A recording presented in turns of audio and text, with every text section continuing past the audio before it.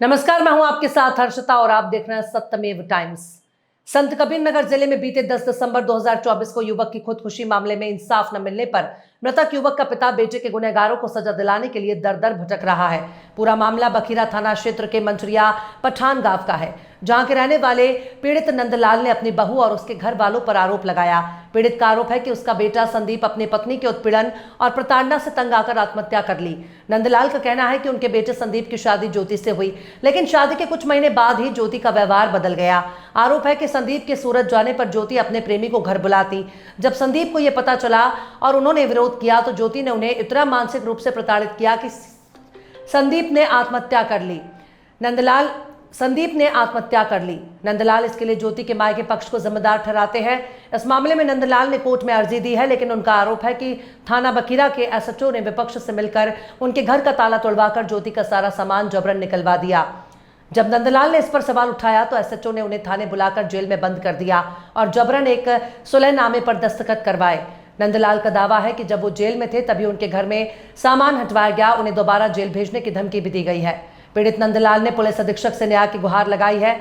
उनका कहना है कि मामला कोर्ट में होने के बावजूद विपक्षी पर कोई कार्रवाई नहीं हुई है। उन्होंने एफआईआर दर्ज कर मामले की निष्पक्ष जांच की मांग की है। क्या नाम है आपका? नंदलाल। नंदलाल जी, क्या मामला था स्पीकर कार्यालय पर? को न्याय चाहिए। क्या हो गया था आपके साथ? हमारे लड़के का शोषण करके सब फांसी लगा दिए। कौन लोग शोषण किए? हमारे पतो हमारे समधी लोग। कहाँ के हैं वो लोग? परतिया के क्या हुआ था उनके साथ? साथ हमारे लड़के के कमाई भी लेते रहे थे और उसको शोषण करके फांसी लगवा दिए। मानसिक तनाव से ये फांसी लगा लिया। फांसी कौन, अपना आपका लड़का लगा लिया? हाँ। तो फिर क्या चाह रहे हैं आप? न्याय चाह रहे हैं। वो कैसा न्याय चाह रहे हैं? क्या होना चाहिए? वो क्या मांग किए हैं? मांग किए हमको चाहिए, हमारा जो जेवर दिए सब कुछ हमको चाहिए। हमारा लड़का जो पतों की भी सजा होना चाहिए। कब की घटना है ये? 2024 का 10 तारीख का 11-12 बजे लगभग। थाने पे गए थे आप लोग? हाँ। क्या हुआ? कोई सुनवाई नहीं हुआ थाने। उसका हमको बंद करके प्रसारित किया गया। हमारे घर का सामान भी ले लिए। कहाँ बंद कर दिए थे? ये बखीरा थाने में। अच्छा। हाँ, उसके साथ सामान हमारे घर से जबरदस्ती उठवा लाए। हम लोग के यहाँ बंद कर लिए थाने में। हमारे लड़के को हमको भी 50,000 रुपया सर जेवर सब उठवा के हमारे उठवा लाए। उसको कोई था नहीं हमारे घर पे। हमारे सुलहनामा की दस्तखत भी करवा लिए। सुलहनामा में क्या हुआ था? उसमें भी दस्तखत करवा लिए जबरदस्ती। बोलते कुछ नहीं होगा, मगर सुलहनामा में दस्तखत करवा। कौन जबरदस्ती करवा लिया सुलहनामा? जस्सू साहब। क्या बोले थे? बोले थे कि सुलहनामा कर, उन्हें मुकदमा लिखा जाएगा। हम क्या करें, मजबूर हमको ऐसा करके हमको फंसा के रखा। थाने से जाने भी नहीं दिया। बच्चे हैं? हाँ। लड़के के आपके बच्चे जो हैं? हाँ, हमारे बड़े वाले लड़के के नहीं, उसके बच्चे नहीं हैं जो शादी हुआ था। हाँ, तो फिर क्या हुआ? फिर थाने पे गए हम लोग सर। फिर वहाँ के जो एसओ सर थे वो लोगों ने भैया और बड़े भैया और पापा और भाभी को थाने में बंद करके एक तरफा सुलहनामा करके और घर पे लड़के के घर वालों को, भैया को, लड़की के भैया, उनके पापा, उनके भाभी को भेजकर, 2 लड़के को और भेजकर घर में से पूरा सामान लेके आ गए। और बिचले वाले भैया का शादी था, उनका भी कुछ सामान था, पैसा था 50,000 और गहना था, वो भी लेके आ गए। और जब कौन ले आया? और लड़की के घर वाले चोरी से। तो थाने पे हमने विरोध किया कि सर इसमें क्या क्या है, कुछ दिखाना है। और तो थाने पे बोला गया कि हाँ अभी दिखाएंगे। फिर लड़की का जब अंधेरा हो गया, 7-8 बज गया, तो लड़की के घर वाले कह रहे हैं कि हमें ऐसा कुछ नहीं है इसमें, और पूरा सामान कुछ भी चेक नहीं किए करने दिए और वहाँ से लेकर चले गए। हमने वीडियो बना रहे थे, हम सर पढ़ाई करते हैं और हम तैयारी वारी देखते हैं, थोड़ा तो हम जब इस बात पे विरोध किए तो हमें भी बुलाकर अंदर साइबर सर ने हमें बुलाकर और फ़ोन पूरा छीन कर उसमें पूरा सबूत था सर, उसमें पूरा छीन करके पूरा डिलीट कर दिए। जब हमने इस बात पे विरोध किया तो हमें भी बोल रहे थे कि हम तुम्हें पूरा ज़िंदगी बर्बाद कर देंगे, ये वो कर देंगे। कौन बोला? और साइबर सर ने। अच्छा। कंप्यूटर उम्प्यूटर चलाते हैं वो, तो फ़ोन छीन कर बोल रहे थे कि ये कर देंगे, आपका ज़िंदगी पूरा ख़राब कर देंगे, और लड़की से बोलकर इसमें फंसवा देंगे, तुम उससे छेड़ रहे हो तो इसमें फंसवा देंगे, ऐसा ऐसा बात बोलकर हमें गाली गलौज मारेंगे, अभी चप्पल निकाल के ऐसा ऐसा बात बोल के वहाँ से हमें भी खरीद दिया गया, पूरा डिलीट करके पूरा सबूत।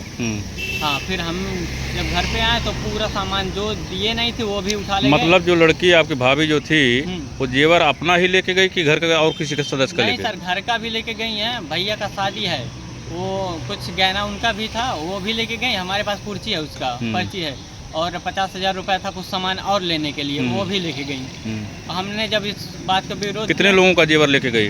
और सर अभी तो 2-4 गहना था वो लेके गई हैं। नहीं, किसका था वो? वो सर भाभी का, मतलब जो भैया अभी शादी करने का तैयारी चल रही है उनका गहना था। अच्छा अच्छा। हाँ, उन्होंने पैसा भेजा था कि हम थोड़ा पैसा भेज रहे हैं, गहना खरीद के रख लीजिए, फिर बाद में काम आएगा, अभी से खरीद के रखेंगे।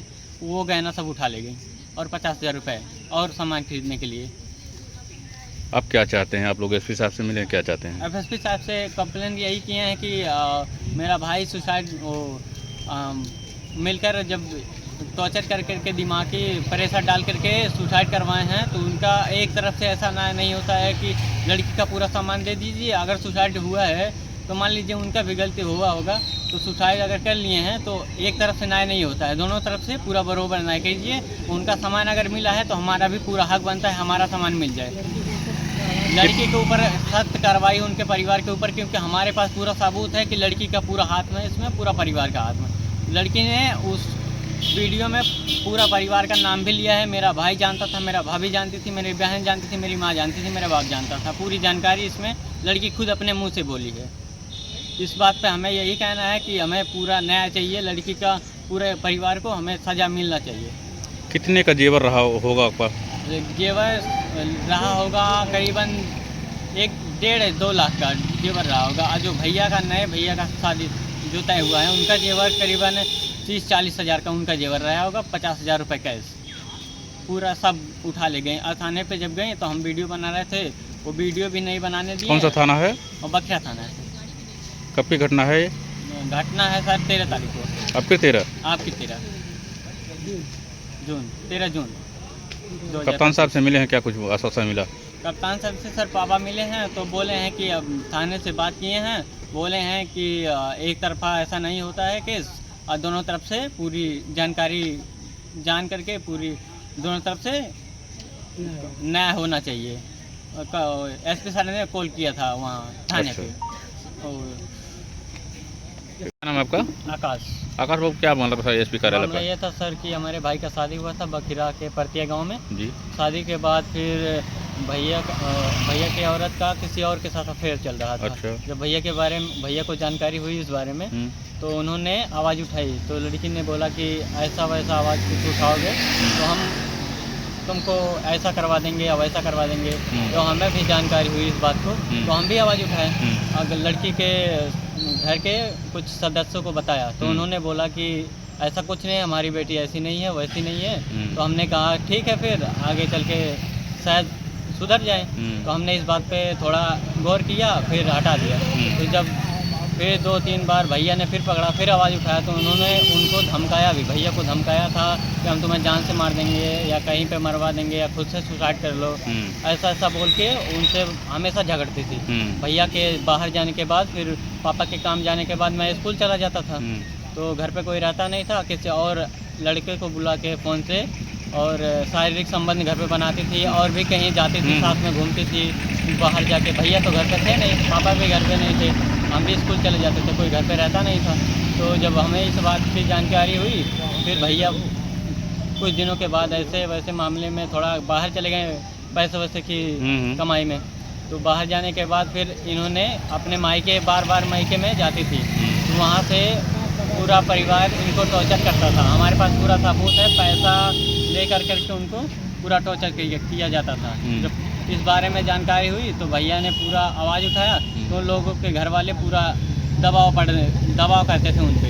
तो भैया ने पूरा 10 तारीख को दिसंबर 2024 को 10 तारीख को उन्होंने सुसाइड नोट में पूरा रिकॉर्डिंग करके लड़की का जो मैटर था पूरा जानकारी रिकॉर्डिंग करके उन पे व्हाट्सअप भी किया था। तो लड़की ने जब भैया ने सुसाइड कर लिया तो उनको पूरा जानकारी पता चल गई। तो लड़की के फ़ोन पे भैया ने सुसाइड में जो रिकॉर्डिंग भेजा था उन्होंने पूरा डिलीट करके फिर मायके में अपने ससुराल में आई। तो इस बात पे जानकारी हमें नहीं थी। फिर फ़ोन जब मिला वहाँ से रिपोर्ट आया पूरा, तो हमें जानकारी हुई। इस बात की आवाज़ उठाएं तो घर वाले उनके हमारे ऊपर भी कुछ कार्रवाई करें। तो हम लोग भी जब कार्रवाई किए तो वो लोग दहेज प्रथा में हम लोगों के ऊपर झूठा इल्ज़ाम लगा के हम लोगों के ऊपर दबाव किया। सुसाइड में क्या था, क्या कुछ लिखे थे? सुसाइड में ये था किसी और के साथ हम ये करते थे वो करते थे, पूरी जानकारी उन्होंने फ़ोन पे बताई थी। पूरी लड़की अपने घर वालों की पूरी उसमें कौन क्या देखा है पूरी उनके पूरे परिवार को पता था कि ये हमारी लड़की ऐसी है वैसी है।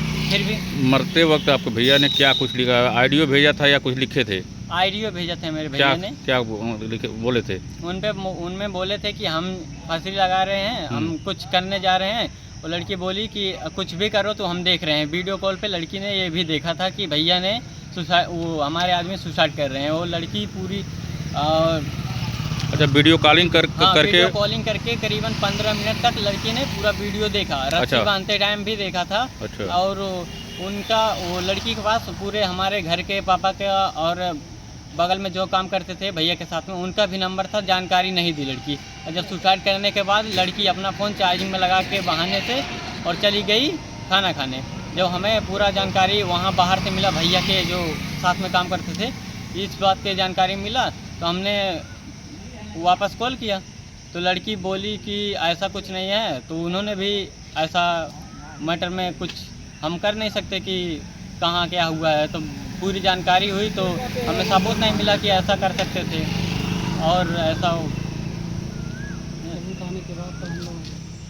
और जब वहाँ से मेडिकल होने के बाद पूरा आया बॉडी तो हम लोगों को कोई सबूत मिला नहीं था कि हम किसी के ऊपर ऐसा इल्ज़ाम नहीं लगा सकते कि लड़की ऐसा है या लड़का वैसा था। तो पूरा बॉडी जब जला के काम क्लियर करने के बाद फिर भैया गए, जब बड़े भैया गए वहाँ से फ़ोन मिला 2-4 महीने के बाद फिर हमें जानकारी हुई तो हम भी